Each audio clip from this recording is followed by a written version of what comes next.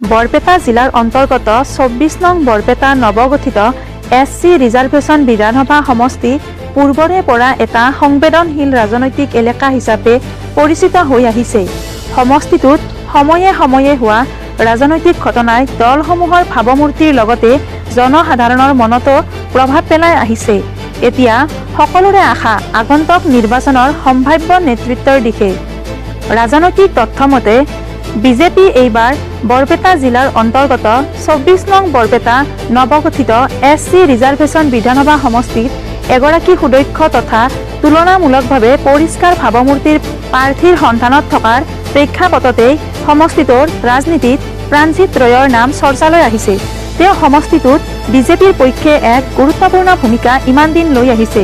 তেওঁ ২০২৪ৰ নিৰ্বাচনৰ সময়ছোৱাতো সাংগঠনিক কাম কাজত সক্ৰিয় ভূমিকা পালন কৰিছিল বুলি কোৱা হয়। তেওঁৰ নাম ওলালেই তেওঁক এজন সহজলভ্য আৰু জনতাৰ সৈতে সংযুক্ত নেতা হিচাপে বৰ্ণনা কৰা হয়।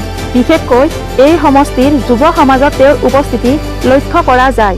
ৰাজনৈতিক পৰিস্থিতি আৰু দলীয় কৌশলৰ পটভূমিত এইবাৰ ২০২৬ বৰ্ষৰ আগন্তুক নিৰ্বাচনত বিজেপিয়ে কোন প্ৰাৰ্থীক টিকট দি আগবঢ়ায় সেয়া লক্ষ্য কৰিবলগীয়া বিষয় হিচাপে থাকিব।